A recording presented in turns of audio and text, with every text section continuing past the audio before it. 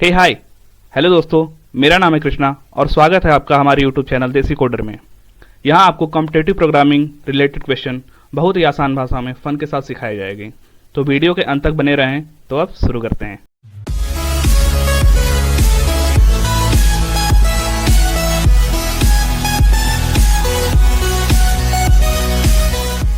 तो बस अब हम आते हैं अपने हैकर एंकर डैशबोर्ड पे और आज हमारे 30 डेज ऑफ कोड का डे 3 है और आज का हमारा प्रॉब्लम है इंट्रो टू कंडीशनल स्टेटमेंट। ठीक है, तो देखते हैं।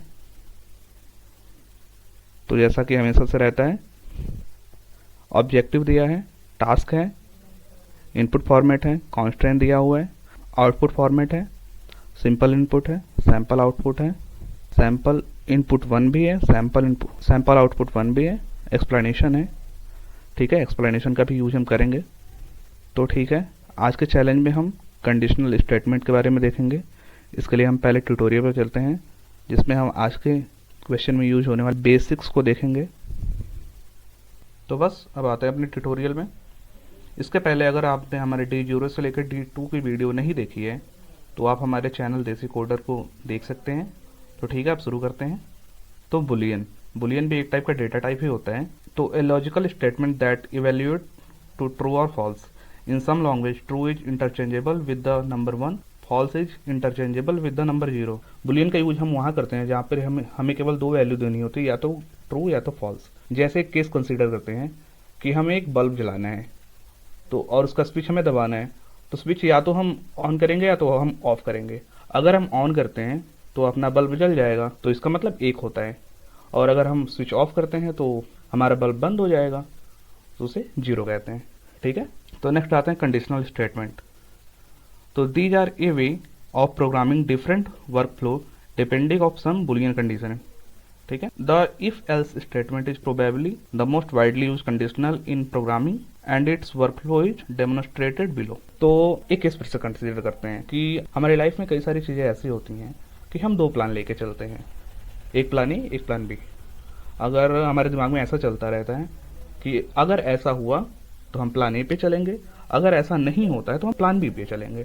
ठीक है, तो सेम ऐसे ही कुछ ऐसा यहाँ पे है कि अगर if A is true then B, नहीं तो सी। ठीक है, अब देखिए यहाँ से हम कोड में आएंगे। अगर ए ट्रू होता है तो कोड बी की तरफ जाएगा, अगर कोड ए फॉल्स होगा तो सी की तरफ सी वैल्यू प्रिंट कर देगा। ठीक है, तो इसका बेसिक सिंटैक्स कुछ ऐसा है कि इफ, उसके बाद कंडीशन है, फिर उसके बाद कोड है। तो जो कंडीशन हमारी दी होती है उसको कंडीशन लिखते हैं और उसके बाद अगर वो कंडीशन फुलफिल होती है तो जो सही केस है हम उसको रन करेंगे, और अगर नहीं तो हम उसके बाद जो रन करना चाहते हैं उसको रन करेंगे। ठीक है, यहाँ पे जैसा लिखा भी है, where condition is a boolean statement that evaluate to true और फॉल्स। जैसे यहाँ पे जो भी कंडीशन रहेगी वो एक बुलियन रिटर्न करेगी, या तो 1 या तो 0, या तो ट्रू या तो फॉल्स। ठीक है, you can also use N if without N Ls. हम कोई भी इफ स्टेटमेंट को बिना एल्स के भी यूज कर सकते हैं। जैसे हमारी केवल एक ही स्टेटमेंट है तो वहाँ पे केवल इफ स्टेटमेंट का यूज कर सकते हैं, लेकिन एल्स बिना इफ के यूज नहीं हो सकता है। ठीक है, अब आते हैं हम अपने लॉजिकल ऑपरेटर पे। Customize your condition check by using logical operator. हम अपने कोई भी कंडीशनल स्टेटमेंट को लॉजिक ऑपरेटर की मदद से ही चेक करते हैं। तो यहाँ पे और ऑपरेटर है, इसको हम लॉजिकल डिसजंक्शन भी कहते हैं। यहाँ पे एंड द एंड ऑपरेटर, इसे हम लॉजिकल कंजंक्शन भी कहते हैं। और ये निगेशन का साइन है, इसे नॉट ऑपरेटर कहते हैं, इसे निगेशन कहते हैं। ठीक है, इसके हम कुछ एग्जांपल देखेंगे। जैसे if A is true and B is true then C, if A and B तो सी। ठीक है, तो अगर हमारी कंडीशन ए और कंडीशन बी दोनों ट्रू हैं तब हम सी रिटर्न करेंगे, तब हमारा ट्रू रिटर्न होगा। अगर if A is true and B is true then C, if A और बी देन सी। इसका मतलब ये हुआ अगर हमारी कंडीशन ए और बी में से कोई अगर एक भी ट्रू है तो वो हमेशा ट्रू रिटर्न करेगा।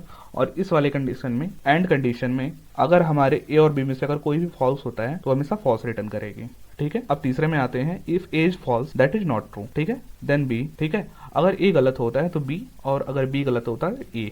बस इसका रिवर्स हो जाता है, उल्टा हो जाता है। ठीक है, नेक्स्ट आते हैं, another great operator is the ternary operator for the conditional statement. इसमें क्वेश्चन का साइन है और कॉलन है। ठीक है, और टर्नरी ऑपरेटर में हमारे 3 ऑपरेंड होते हैं। ठीक है, जैसा कि हमने पिछले लेक्चर में पढ़ा था टर्नरी ऑपरेटर के बारे में। Let's say we have a variable B and condition C. If the condition is true we want B to be assigned the value A If condition C is false, we want to be assigned the value of B. We can write this program. इसको ऐसे भी लिख सकते हैं, B is equal to C question mark A colon B. अगर हमारी condition C सही होती है तो हमें A प्रिंट करना है, अगर नहीं होती है तो B प्रिंट करना है। अगर हमारी कंडीशन C ट्रू है तो A एज फॉल्स रिटर्न करना है। ठीक है, इसको अलग लैंग्वेज में भी ऐसे भी कह सकते हैं, if the condition C is true then हमें A प्रिंट करना है, अदरवाइज हमें B प्रिंट करना है।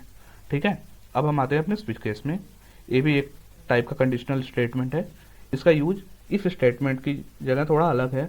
इफ स्टेटमेंट में हमें बार बार कंडीशन लिखने पड़ते हैं। अगर हमारा कंडीशन केवल एक ही टाइप का है, उसको हम बार बार ना लिखने की जगह केवल एक बार भी लिख सकते हैं।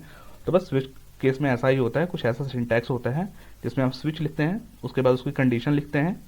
तो अब हम आते हैं स्विच स्टेटमेंट पे। ये भी एक टाइप की कंडीशनल स्टेटमेंट ही होती है। This is a great control structure for when you control flow depend on A number of known value. जब कभी हमारी कंडीशन एक नोन वैल्यू पे डिपेंड करती है तब हम स्विच के स्टेटमेंट का यूज करते हैं। जैसे कि हमारी एक कंडीशन होती है और उसके कई वैल्यू हो सकते हैं, जैसे दिया हुआ है वैल्यू 1 वैल्यू 2, और हर एक वैल्यू पे एक अलग अलग बिहेवियर परफॉर्म होगा। जैसे कि हम एक केस कंसिडर करते हैं कि हमारे एक दिन का टाइम टेबल, जिसमें हमें सुबह 7 बजे उठना है, सुबह 9 बजे कॉलेज जाना है, उसके बाद 9 से 12 बजे तक लेक्चर लेना है, उसके बाद हमें लंच के लिए आना है, फिर हमें 2 बजे क्लास के लिए फिर से वापस जाना है, उसके बाद हमें शाम को वापस आना है। तो हमारा एक इसमें टाइम फिक्स है। तो ये हमारी कंडीशन है, लेकिन जो टाइम हमारा वेरी बार बार कर रहा है, जैसे टाइम 1 सुबह 7 बजे जगना, टाइम 2 9 बजे कॉलेज जाना, तो बस ऐसे ही है। तो हम इसमें ढेर सारे केसेस बनाते हैं। कंडीशन हमारा टाइम है और टाइम 1 जो होगा, जो सुबह 7 बजे उठना है, वो बिहेवियर हो जाएगा। उसके बाद हम ब्रेक स्टेटमेंट लगाएंगे, फिर सुबह 9 बजे हमारा कॉलेज जाना होगा, उसके बाद फिर से हम ब्रेक स्टेटमेंट लगाते हैं। ब्रेक स्टेटमेंट लगाना काफ़ी अच्छा होता है, क्योंकि अगर हम ब्रेक स्टेटमेंट नहीं लगाएंगे तो हमारी सारी की सारी कंडीशन एक साथ एग्जीक्यूट हो जाएगी। ठीक है, डिफ़ॉल्ट केस लिखना एक हमारी अच्छी प्रैक्टिस होती है, इससे हमारा कोड अच्छा होता है। ठीक है, लेकिन हाँ, it is not strictly necessary, लेकिन ये बहुत नेसेसरी भी नहीं है। ठीक है, अब आते हैं हम अपने प्रैक्टिस चैलेंज पे। अब देखते हैं आज का हमारा टास्क क्या है। तो दिया है given an integer N perform the following condition action, कि हमें एक इंटीजर एन दिया जाएगा और उसके हिसाब से जो भी हमें कंडीशन है उसको परफॉर्म करना है। जैसे इफ एन इज ऑड, अगर एन विषम संख्या है तो हमें वाइड प्रिंट करना है। अगर एन इवन है और अगर वो इंक्लूसिव रेंज 2 और 5 के बीच में है तो नॉट वाइड प्रिंट करना है। अगर एन सम संख्या है और वो इंक्लूसिव रेंज 6 और 20 के बीच में है तो हमें वाइड प्रिंट करना है। और अगर एन इवन है और 20 से बड़ा है तो हमें नॉट वाइड प्रिंट करना है।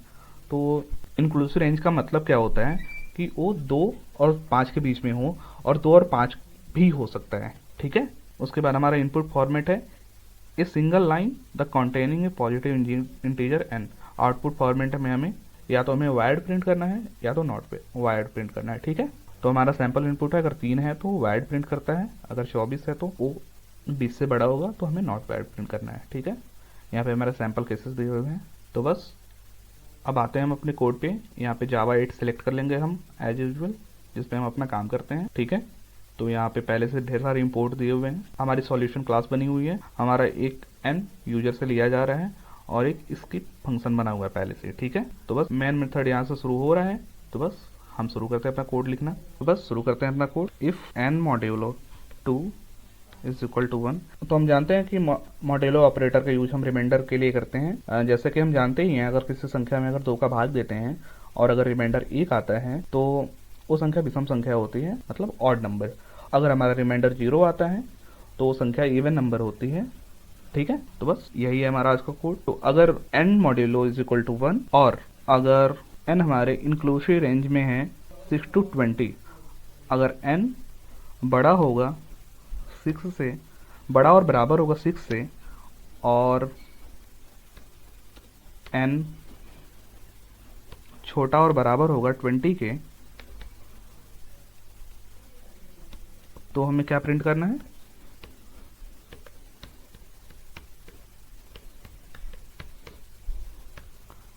तो हमें प्रिंट करना है वायर्ड। ठीक है,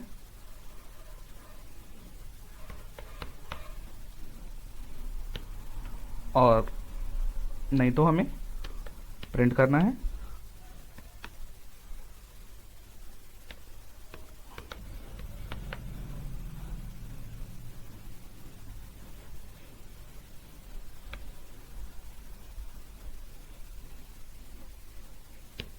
तो बस इतना ही था कि अगर हमारा कोड विषम संख्या है और 6 और 20 के इंक्लूसिव रेंज में आता है तो हम वैलिड प्रिंट करेंगे, और अगर नहीं आता है तो हम नॉट वैलिड प्रिंट करेंगे। तो बस अब हम अपने कोड को रन करते हैं, देखते हैं क्या होता है। ओके, कॉन्ग्रेचुलेशन, हमारे सारे टेस्ट केस पास हुए। ठीक है, अब हम अपने कोड को सबमिट भी करते हैं। अब ढेर सारे केसेस हैं, ओहो बूम, हमारे सारे केस पास हुए। ठीक है, कॉन्ग्रेचुलेशन। एक ग्रीन कॉन्ग्रेचुलेशन ना इतनी खुशी देती है कि क्या बताऊं। तो बस आज की क्लास यहीं पे समाप्त करते हैं। अगर आपको हमारी वीडियो अच्छी लगी हो तो हमारे चैनल देसी कोडर को सब्सक्राइब करें और हमारे वीडियो को लाइक करें और अपने दोस्तों क्लासमेट के बीच में ज़्यादा से ज़्यादा शेयर करें। अगर आपको हमारे वीडियो से रिलेटेड कोई सुझाव हो तो हमारे कमेंट बॉक्स में ज़रूर शेयर करें। फिर मिलते हैं नेक्स्ट वीडियो में एक नई प्रॉब्लम के साथ और एक नई मस्ती के साथ। तब तक के लिए bye, keep learning, keep coding. धन्यवाद।